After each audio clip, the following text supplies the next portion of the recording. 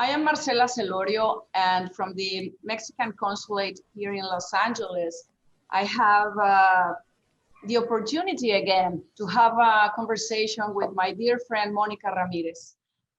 If you remember, at the beginning of the pandemic, we were very concerned about the rights of the essential workers, particularly farm workers. So we had a conversation with Mónica, and she highlighted the importance to provide with the PPE, the personal protection equipment against COVID-19, and keep on lobbying in Washington, D.C., and recognizing and give our thanks to these workers.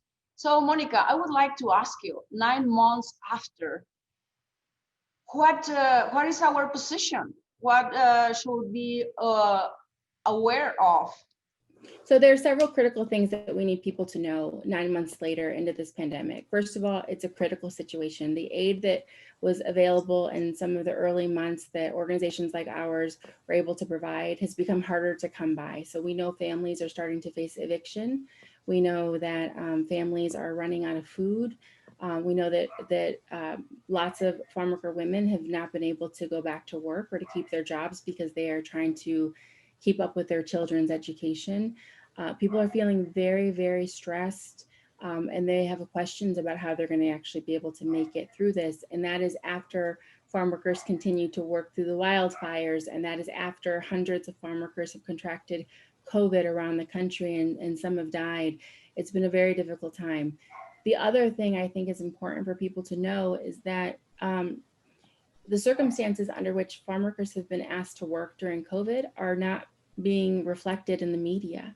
You know, I'll give you an example of a case that I worked on in the summer. I received a call from a woman in Mexico whose husband was here as a guest worker working in the state of Georgia. And she called me because she said her husband was having trouble breathing and he needed help.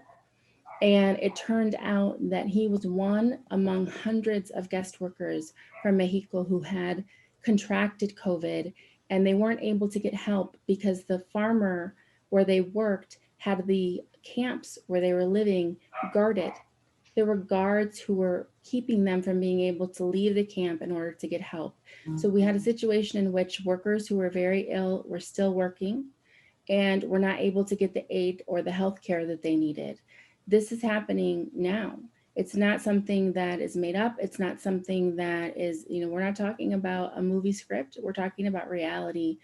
And the last thing I would say is that from the beginning of this pandemic, women have experienced COVID in a very different way, and that not only are we having more responsibilities in the home with caretaking and with education and such, but you know, we're losing our jobs. 1 million women left the workforce between the month of August and September, and the highest number of women that left the workforce in that period of time were Latinas, and many of those were employed in low-paid positions. And so for someone like me who does work on economic justice and economic security, we have big questions about how we're going to be able to help Latina workers and some of these lower paid workers get back to work so they can actually have what they need to be able to survive.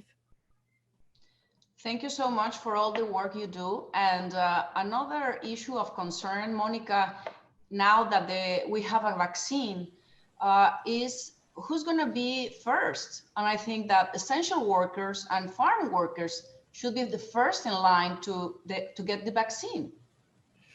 You know, we agree that essential workers should be among the first.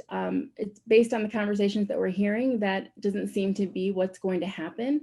And I would say that it's farm workers and all food workers, because we also saw workers in poultry plants and meat processing plants that were getting sick at very high rates.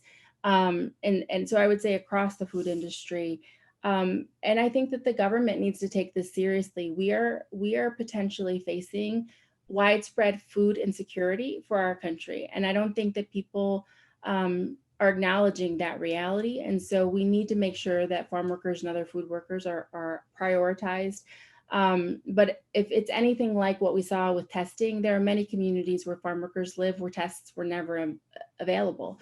So we need to make sure that if farm workers and other essential workers are not at the very top of the list for the vaccine, that they're close to the top of the list, because we can't keep sending workers to work every day, taking risks for all of us with the very real possibility that they might get sick and some might pass away. I heard somebody say the other day that for many essential workers, work has become a death sentence, and that can't be the reality. Of course, definitely, if they're not on top of the list, that will be a public policy mistake, but mainly an injustice. So thank you so much, Monica, and hope to see you soon in better circumstances. Thank you so much. And thank you for all of your leadership. You know, we need to make sure that we are working together as activists, advocates, everyday community people, governments, all of the different agencies. We're not going to be able to solve these problems by ourselves. We've got to do it together. Indeed.